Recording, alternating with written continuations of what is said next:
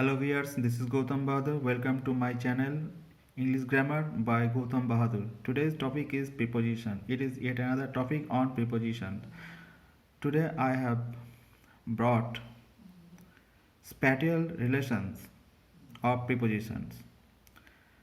প্রিপোজিশনে দু ধরনের রিলেশন বোঝায়, দু ধরনের নাউনের জন্য।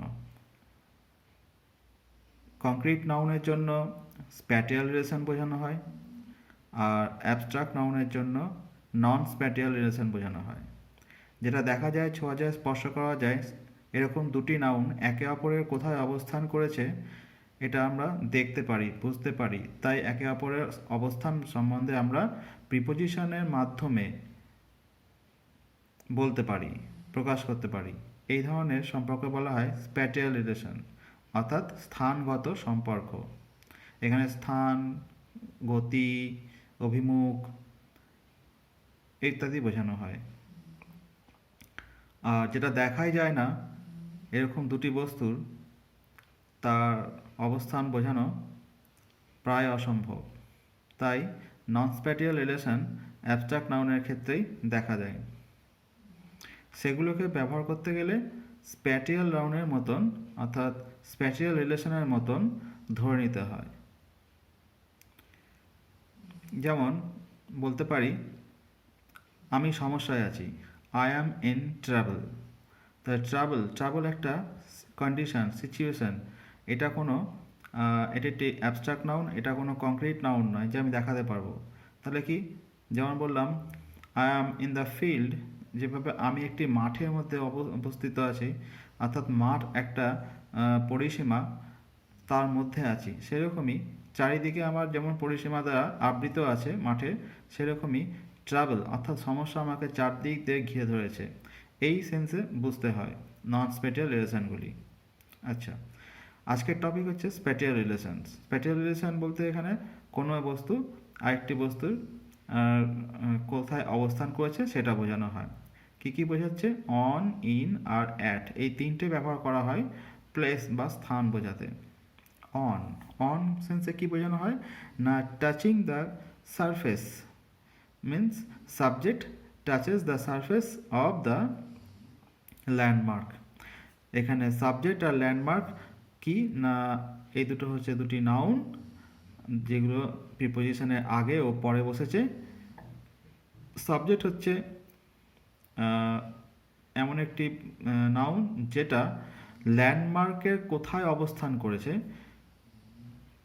সেটা, এই দুটোকে বোঝানো হয় প্রিপোজিশন দিয়ে। যদি ল্যান্ডমার্কের উপরে অবস্থান করে তাহলে অন, যদি ল্যান্ডমার্কের পাশে অবস্থান করে তাহলে বাই, বিসাইড বা নিচে অবস্থান করলে আন্ডার। অর্থাৎ এক একটি উপযুক্ত প্রিপোজিশন বসিয়ে সাবজেক্ট ও ল্যান্ডমার্কের সম্পর্ক বোঝানো হয়। নাউন, প্রিপোজিশন, নাউন, যে নাউনটা প্রথম নাউনটা সাবজেক্ট, প্রিপোজিশন, তারপর নাউন দিয়ে পরের নাউনটা ল্যান্ডমার্ক। এখানে সাবজেক্ট ও ল্যান্ডমার্ক সম্বন্ধে পূর্বের ভিডিওতে বলা হয়েছে। Subject touches the surface of the landmark, এখানে অন বলতে যে জিনিসটা বোঝানো হয় সেটা, যে সাবজেক্ট এখানে ল্যান্ডমার্কে স্পর্শ করে থাকবে। প্রথম উদাহরণ, একটি গ্রাউন্ডের ওপর একটি বল। তো বলটি এখানে গ্রাউন্ডকে স্পর্শ করে আছে। Ball subject, ground landmark. Ball on the ground, এখানে অন প্রিপোজিশনের মাধ্যমে বল ও গ্রাউন্ডের অবস্থান বর্ণনা করা হয়েছে। বলটি গ্রাউন্ডের কোথায় অবস্থান করেছে, অর্থাৎ সাবজেক্টটি ল্যান্ডমার্ক মানে গ্রাউন্ডের কোথায় অবস্থান করেছে। দ্বিতীয় উদাহরণটি হচ্ছে ওয়াল আর পিকচার। এখানে ওয়ালের মধ্যে পিকচার আছে।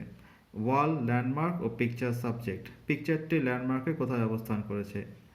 এর আগেরটি ছিল হচ্ছে গ্রাউন্ডের ওপরে। এটা হচ্ছে যেন মনে হচ্ছে যে ওয়ালটা পিকচারকে ধরে আছে, অর্থাৎ একটা ধরার কাজ, একটা ফাংশনাল মোডে আছে। পিকচার অন দ্য ওয়াল, অর্থাৎ ছবিটা ওয়ালের মধ্যে আছে। তৃতীয় উদাহরণটি একটি ঘরের ইন্টেরিয়র সিনকে দেখানো হয়েছে, যেখানে ঘরের ভেতরে একটি ছাদের মধ্যে একটি ফ্যান ঝুলছে। তো এখানে ছাদ, সিলিং, যেটা ল্যান্ডমার্ক, ফ্যান সাবজেক্ট। এখানে ফ্যানটি সিলিংয়ের নিচে স্পর্শ করে ঝুলে আছে। অর্থাৎ প্রথম উদাহরণটি ছিল গ্রাউন্ডের ওপরে বেস করে, দ্বিতীয় উদাহরণটি হচ্ছে যেন ওয়াল ছবিটিকে ধরে আছে, ফাংশনাল মোডে আছে। আর এটি ঠিক উল্টো, এটাও কিন্তু নিচের দিকে বেস করে আছে, মানে বেস করে নেই কিন্তু ঝুলে আছে, টাচ করে আছে, তাই সেক্ষেত্রেও এখানে অন ব্যবহার করা হলো, ফ্যান অন দ্য সিলিং। চতুর্থ উদাহরণটি হচ্ছে জলের ওপর নৌকা, boat subject water landmark, boat on the water. এটাও একই রকমভাবে অন প্রিপোজিশনের দ্বারা বোটের অবস্থান বোঝানো হয়েছে, ল্যান্ডমার্ক অর্থাৎ ওয়াটারের ওপর।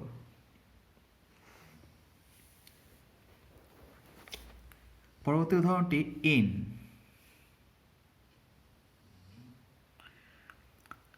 ইন কি না, ইন হচ্ছে subject is covered or semi covered in the surface.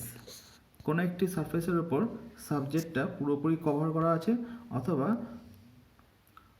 Half cover করা আছে, এরকম অবস্থাকে ইন প্রিপোজিশন দ্বারা বোঝানো হয়। Subject preposition landmark. এখানে প্রথম উদাহরণটি একটি মাইলস্টোন দিয়ে বোঝানো হয়েছে, না একটি মাইলস্টোন যেটা মাটির মধ্যে পোতা আছে, কিছুটা মাটির নিচে ও কিছুটা মাটির ওপরে। তাহলে এখানে কি দেখা যাচ্ছে, যেমন ফুটবলটা পুরোপুরি টাচ করেছিল, মাটির নিচে ছিল না, কিন্তু এখানে মাইলস্টোনটা মাটির নিচে খানিকটা আছে, তাই মাইলস্টোন সাবজেক্ট গ্রাউন্ড ল্যান্ডমার্ক। তাহলে কি হলো, মাইলস্টোন ইন দ্য গ্রাউন্ড, মাইলস্টোনটি গ্রাউন্ডে আছে। পরের উদাহরণটি হলো একটি দেওয়ালের ছবি যেখানে ইট আছে। তাহলে দেওয়ালটা তৈরি করা যায় কি দিয়ে, ইট দিয়ে। তাহলে ব্রিক্স সাবজেক্ট ওয়াল ল্যান্ডমার্ক, তাহলে ব্রিক্স ইন দ্য ওয়াল, অর্থাৎ এই ওয়ালের মধ্যে কি আছে না, ব্রিক্স আছে অর্থাৎ ইট আছে। এর আগে অনে ছিল কি না, সারফেসে ছিল, ওয়ালের সারফেসের ওপর ছবি ছিল, পিকচার ছিল, কিন্তু এখানে সারফেসে নেই, ওয়ালটার মধ্যেই আছে ইট, সেই জন্য এখানে ইন প্রিপোজিশন ব্যবহার করা হয়েছে। তৃতীয়টি সেই একই রকম ছবি, এটাও একটা ঘরের ভিতরে ইন্টেরিয়র সিন, যেখানে একটি সিলিং অর্থাৎ ফ্যানটা যে হুকের মধ্যে ঝুলে থাকে, সেই হুকটা একটা অংশ বাইরে বেরিয়ে আছে আর একটা অংশ সিলিংয়ের মধ্যে প্রবেশ করানো আছে, সরি। তাহলে কি হলো না, hook subject ceiling landmark, hook in the ceiling.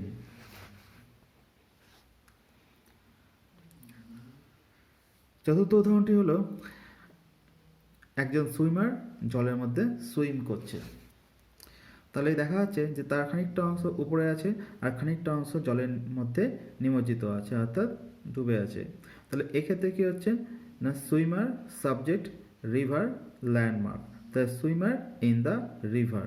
তাহলে এখানে ইনের মাধ্যমে সেই যে সারফেসে, যেমন করে নৌকাটি অনে যেমন নৌকাটি সারফেসের ওপরে ছিল, কিন্তু সুইমার পুরোপুরি সারফেসের ওপরে নেই, কিছুটা ওপরে ও কিছুটা নিচে, সেই জন্য এখানে ইন ব্যবহার করা হয়েছে।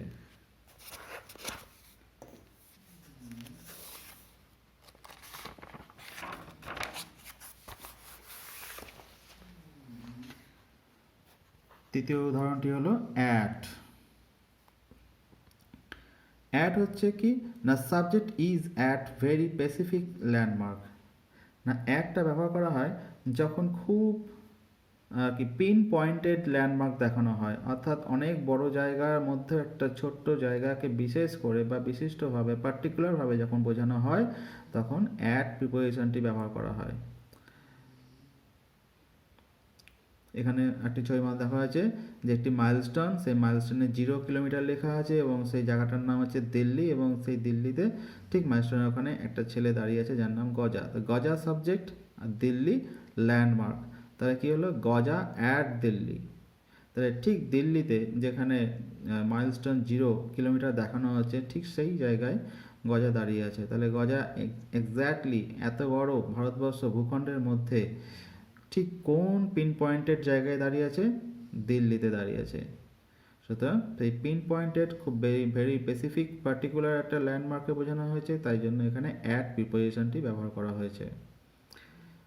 আরেকটি ছবির মধ্যে দেখানো হয়েছে যে একটি ওয়াল আছে এবং সেই ওয়ালের মধ্যে একটা টার্গেট যাকে বুলস আই বলা হয়, সেখানে অনেকে এম প্র্যাকটিস করে, কেউ কেউ ছোট ছোট তীর দিয়ে।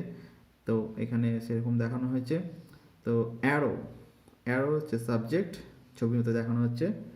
ছবিতে অ্যারো একটি সাবজেক্ট ও বুলস আই এই গোলাকার বস্তু যেটা সেন্টারটা হচ্ছে একটা গোল থাকে এবং সেখানেই এম করা হয় অর্থাৎ লক্ষ্য করা হয়। তো সেটাকে বলা হচ্ছে বুলস আই। তো সেই বুলস আইটা হচ্ছে ল্যান্ডমার্ক। তাহলে কি হলো? Arrow at the bull's eye. অ্যারোটা কোথায় আছে? বুলস আই আছে।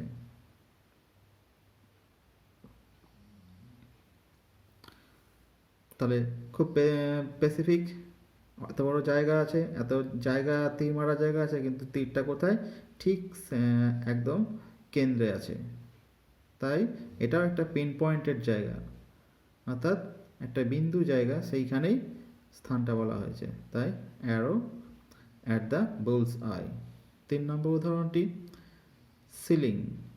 এখানেও একটি ইন্টেরিয়র ঘরের সিলিং দেখানো হয়েছে। ছবিটার মাধ্যমে আমি বোঝানোর চেষ্টা করেছি যে সিলিং ফ্যানটা ঘরের নিচের ছাদে, যাকে সিলিং বলা হয়, সেখানে ঝুলে আছে। কি বলতে চেয়েছে এখানে? না, সিলিং হচ্ছে ল্যান্ডমার্ক, ফ্যান, এখানে 3টে অবজেক্টকে দেখানো হয়েছে, অর্থাৎ 3টে নাউনের সম্পর্ক বোঝানো হয়েছে। একটা সিলিং, ল্যান্ডমার্ক, একটা ফ্যান সাবজেক্ট, আর একটা সেন্টার, এটা ল্যান্ডমার্ক প্লাস সাবজেক্ট। এখানে দুটোরই কাজ করা হয়েছে। কিভাবে? না, ফ্যান অ্যাট দ্য সেন্টার। তাহলে ফ্যানটা কোথায় আছে? ঘরের কোন সিলিংয়ে আছে, কিন্তু সিলিংয়ের কোন জায়গায়? ডান দিকের কোণে, বাঁ দিকের কোণে, না একদম মাঝখানে কেন্দ্রে? তাহলে পিন পয়েন্টেড জায়গা। শুধু সিলিং বললে হবে না, সিলিং একটা বড় জায়গা, সিলিংয়ের কোন জায়গাটা যেটা আর দ্বিতীয় নেই, সেন্টার একটাই হয়, এবং সেই পিন পয়েন্টেড জায়গাতেই বোঝানো হয়েছে। তাই fan at the centre of the ceiling. আবার সেন্টারটা কোথাকার? না কার অংশ, কোন বডির অংশ? সিলিংয়ের অংশ। তাই অফ প্রিপোজিশন ব্যবহার করা হয়েছে। তাহলে fan at the centre of the ceiling. 4 নম্বর উদাহরণটি বলা হয়েছে একটা ক্রস রোড। দেখা যাচ্ছে যে একটা চারকোনা রাস্তার মোড়, সেখানে একজন দাঁড়িয়ে আছে, তার নাম গজা। তাহলে এখানে যাচ্ছে একটা পার্টিকুলার জায়গা, খুব পার্টিকুলার জায়গা, কারণ ক্রস রোড বা মোড় অনেকগুলো রাস্তার মিলনকেই বা সঙ্গমকেই বোঝানো হয়। তো এখানে দেখা যাচ্ছে যে গজা সাবজেক্ট, ক্রস রোড ল্যান্ডমার্ক অর্থাৎ মোড়। তাহলে গজা অ্যাট দ্য ক্রস রোড। তাহলে আমি দেখতে পাচ্ছি দুটো জায়গা আছে, একটা গজা একজন ব্যক্তি দাঁড়িয়ে আছে এবং ক্রস রোড একটি স্থান, এই দুটোরই অবস্থান দেখছি। কিন্তু কে কার উপর? ক্রস রোড কি গজার উপর? নিশ্চয়ই না।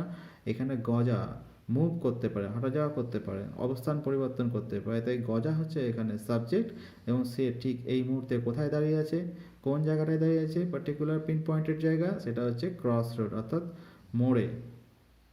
এই কারণে এখানে গজা অ্যাট দ্য ক্রস রোড, অ্যাটের মাধ্যমে এখানে স্প্যাশিয়াল রিলেশনটি বোঝানো হয়েছে।